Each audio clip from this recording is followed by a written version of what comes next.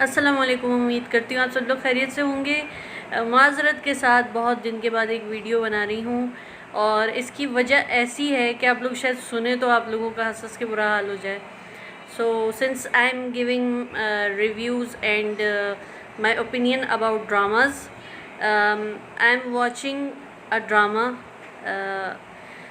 मेरी सिस्टर ने ये रिकमेंड किया था मुझे, पता नहीं कब से रिकमेंड कर रही थी कि ये प्लीज़ देखो प्लीज़ देखो। देखा उन्होंने ख़ुद भी नहीं था, लेकिन बस उनको लगता था कि ये ड्रामा बहुत अच्छा होगा और मैं इतनी ज़्यादा ऑब्सेस्ड हो गई हूँ कि मेरा बस नहीं चल रहा कि मैं एक दिन में पूरा बिंज वॉच करके इसको ख़त्म कर दूँ। मैं इतनी ज़्यादा मैं बता नहीं सकती, मेरा कभी हाल ऐसा नहीं हुआ था, लेकिन इतना ज़बरदस्त ये ड्रामा है कि हमारी पूरी फैमिली बैठ के इसको देख रही है और एक दिन भी हमसे नहीं रहा जा रहा है इसको देखे बगैर।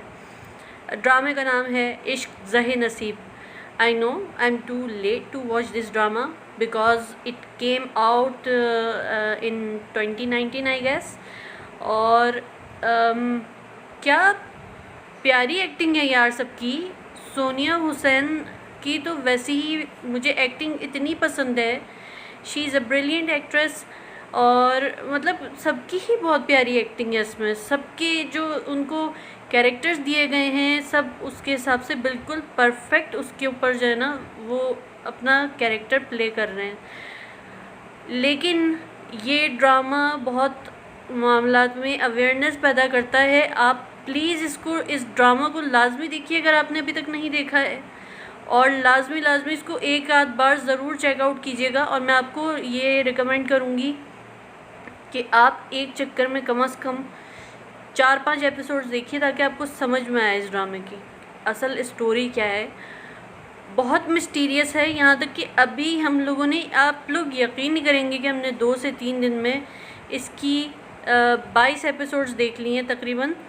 और हमारा बस कोई ऐसा लग रहा था कोई काम ही नहीं है, खाने के वक्त ड्रामा लगा हुआ है, फारिग बैठे हुए ड्रामा लगा हुआ है। अपनी राइटिंग के ऊपर कॉम्प्रोमाइज़ किया है मैंने इस ड्रामे की वजह से, उसको साइड में छोड़ के मैं अपनी स्टोरी को ये ड्रामा देखने में लगी हुई हूँ। इतनी ज़्यादा ऑब्सेशन हुई हुई है मुझे इससे, और मुझे मतलब इसके बाद कुछ ड्रामा समझ भी नहीं आ रहा है कि मैं मतलब ये ख़त्म हो जाएगा तो मैं क्या देखूँगी यार। चलो ठीक है, जिनकी उनकी शादी चल रहा है वो बड़ा मज़ेदार ड्रामा है, उसका बिल्कुल डिफरेंट जानरा है और उसकी कैटेगरी बिल्कुल डिफरेंट है। मैं मंटो नहीं हूँ, मेरी एक्सपेक्टेशन से बिल्कुल गिर गया। आई एम सो सॉरी, मैं आप लोगों को ऑफेंड नहीं करना चाहती, लेकिन इस ड्रामे ने मेरी एक्सपेक्टेशंस को बिल्कुल कुचल के रख दिया है। क्योंकि अब इसके अंदर जो कुछ भी हो रहा है ना, that's nowhere close to realism. ठीक है, डायलॉग डिलीवरी का अंदाज़ सबका बहुत अच्छा है, ऑब्वियसली मंझे हुए अदाकार हैं उसमें, लेकिन आप खुद सोच के बताइए कि जो उसके अंदर जिस तरह के डायलॉग्स यूज़ किए गए हैं और जिस तरह की बातें उसमें हो रही हैं, आप इससे कहाँ रिलेट कर सकते हैं। कैरेक्टर्स ऐसे होने चाहिए जिनसे आप रिलेट कर सकें।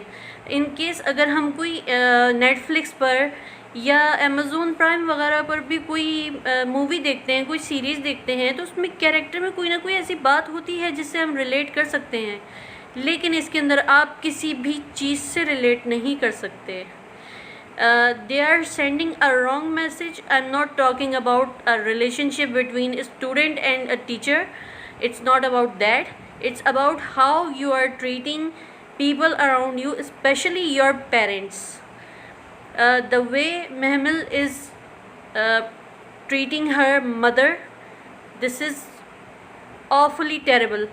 और यकीन कीजिए कि मैंने नहीं देखा। आपको मैं किस तरह से बताऊं, शायद आप लोगों को यकीन ना आए, लेकिन मेरी जो मदर हैं उनसे मेरी और मेरी सिस्टर की इतनी अच्छी बॉन्डिंग है ना कि हम एक दूसरे से किसी भी तरह का मजाक कर लेते हैं, लेकिन आज तक हमारी मजाल नहीं हुई कि हम अम्मी से इस तरह से बात करें। सिर्फ इसलिए नहीं कि हमें कोई डर है, इसलिए क्योंकि एक चीज़ होती है रिस्पेक्ट, जो आपके मज़हब ने आपको सिखाई है कि आपको अपने माँ बाप का एहतराम करना है। ठीक है, वो चीज़ नहीं है इसमें, और ये एक बहुत रॉन्ग मैसेज सेंड कर रहा है। और इसके अलावा बहुत सारी चीज़ें ऐसी हैं जो इन्होंने रेपिटेटिव जो चीज़ें इसमें दिखाई हुई हैं, जैसे कि डायलॉग्स का रिपीट होना, फिर जो सीन्स दिखाए हुए हैं उसको कंटिन्यूसली बार बार रिपीट करते रहना कि फिर यूँ हुआ, उसने यूँ कहा, मैंने यूँ किया। और यही चीज़ मुझे अच्छा एक एपिसोड है जिसकी मुझे शिकायत है, अरसलान नसीर की जो लाइन है वो बहुत ज़्यादा रिपीट की गई थी, जिसमें मैं उसकी बात कर रही हूँ जिनकी उनकी शादी की, कि जिसमें ज़ारा को अली बार बार कहीं ना कहीं बात करता हुआ नज़र आ रहा था। कभी वो हवाओं से बातें कर रहा था, कभी बकौल उनके तकिए से बातें कर रहा था। तो उसका एक ही डायलॉग था रिपीट पे लगा हुआ था, वो कि मुझे सोचना पड़ेगा कि मुझे इलाज उसका करवाना है या तुम्हारा करवाना है, इलाज उसका करवाना है या तुम्हारा करवाना है। That was so annoying that सारी क्वालिटी की ना ऐसी की तैसी कर दी थी उसने, लेकिन बहुत अच्छी तरीके से उसको रिस्टोर किया गया, उसको रिकवर किया गया, और आई रियली अप्रिशिएट दैट। लेकिन फिर आते हैं इस टॉपिक पर कि जो इश्क ज़हे नसीब टाइप के जो ड्रामाज़ हैं, इनमें आपको एक यूनिकनेस नज़र आती है, ठीक है। हाँ, इसमें वो चीज़ें पॉइंट आउट की गई हैं जो बहुत सारे टिपिकल जो घर होते हैं वहाँ पे कुछ भाई ऐसे होते हैं जो गैरत के नाम पे जिनकी गैरत सिर्फ इस नाम पे जागती है कि बहन किसी के साथ घूम क्यों रही है, उनकी गैरत और किसी नाम पे नहीं जागती, किसी और चीज़ पे। उस चीज़ को पॉइंट आउट करती है। मेंटल हेल्थ को इन्होंने बहुत परफेक्टली हाईलाइट किया है। तो ये चीज़ एक बहुत इम्पॉर्टेंट टॉपिक है कि इस तरह के लोगों को किस तरह ट्रीट किया जाना चाहिए, या उसकी क्या इनसिक्योरिटीज़ थी, और किस तरह से वो समीर इन सब चीज़ों में उलझा हुआ है, और किस तरह से उसकी माँ उसके दिमाग से खेल रही है, सौतेली माँ। तो ये सब चीज़ें एक बहुत अच्छा मैसेज दे रही हैं, लेकिन साथ ही साथ उसको बोरिंग नहीं कर रही हैं। आपके लिए हर सेकंड इतना थ्रिलिंग और इतना मिस्टीरियस है कि आप सोचते हैं यार अब क्या होने वाला है। और इवन ये कि अभी तक 22 एपिसोड होने के बावजूद बहुत सारी चीज़ें ऐसी हैं जो अभी तक मुझे तजस्सुस हो रहा है कि यार इसमें ये क्या हुआ था, ये चीज़ अभी तक क्लियर नहीं हुई। वो कर रहे हैं स्लोली, टाइम के साथ साथ उन चीज़ों को अनफोल्ड कर रहे हैं, और मैं बहुत खुश हूँ इस चीज़ से। मुझे बहुत पसंद आई ये चीज़ कि बहुत ही बेहतरीन तरीके से इस ड्रामे को लिखा गया है। इस ड्रामे के राइटर और सावल यार पिया के राइटर सेम हैं, और मैं उनका नाम सॉरी भूल गई हूँ, नदीम, आई थिंक इनका नाम नदीम करके कुछ है।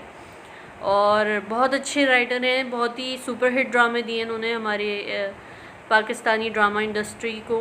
और मैं बस इतना कहना चाहूँगी कि हमें ऐसे राइटर्स की और इस तरह के ड्रामास की बहुत ज़्यादा ज़रूरत है, जो कि हमारा ध्यान थोड़ा सास बहू के टॉपिक से हटाकर किसी एक्चुअल इशू के ऊपर पॉइंट आउट करे, या इनकेस हमें इंटरटेनमेंट भी दे रहा है तो वो चीज़ें दे जो जिससे हमारे दिमाग ख़राब ना हो, हम हाइपर ना हो जिस पे। जैसे अगर आपने देखा होगा कि अगर कोई फैंटेसी का टॉपिक चल रहा है तो उसमें भी कुछ इस तरह का है कि आप उससे कहीं ना कहीं ये करते हैं कि यार नहीं ऐसे तो नहीं हो सकता, ये तो बहुत ज़्यादा हो गई, ठीक है। अव्वल तो फैंटेसी के नाम पे यहाँ पर जो चीज़ें होती हैं ना वो ये होती है कि वैसी वाली लव स्टोरी जिसमें दो लोग मिलते हैं, शायरी सुनाते हैं एक दूसरे को, दरख्तों के नीचे बैठ के बातें करते हैं।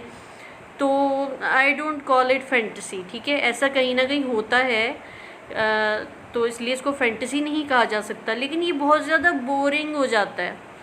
मुझे ऐसा लगता है कि हमें हमारी इंडस्ट्री को इश्क ज़हे नसीब जैसे ड्रामास की बहुत ज़रूरत है, जो कि किसी अच्छे इशू को, मतलब किसी इम्पॉर्टेंट इशू को हाईलाइट करें, लेकिन साथ ही साथ आपको एंटरटेन करें और इंगेज रखें।